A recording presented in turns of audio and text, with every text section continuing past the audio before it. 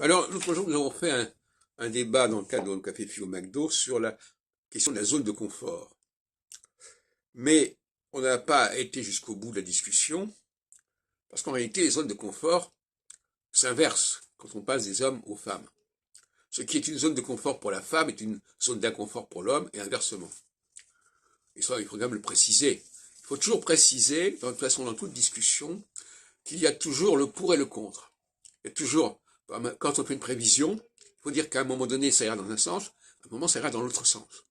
Quand on fait une étude sur les hommes et les femmes, il faut savoir qu'à un moment donné, il y a les valeurs des femmes qui vont être mettre en avant, qu'on va remettre en avant, et d'autre part, il y aura les valeurs masculines.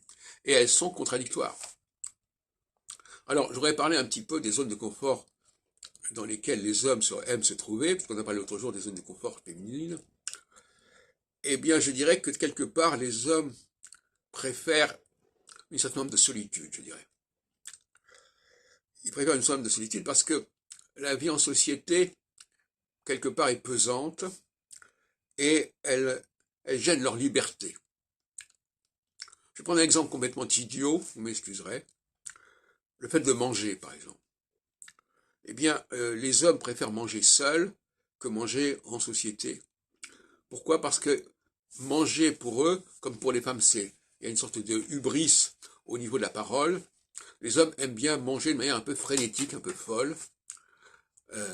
C'est une façon de se défouler, de se décharger. Et par conséquent, ils n'aiment pas trop se donner en spectacle. Et quand un homme mange devant d'autres personnes, à moins qu'il fasse très attention, alors deux solutions, soit il va se brimer en se privant d'une certaine forme d'excitation, soit il va se ridiculiser en mangeant de manière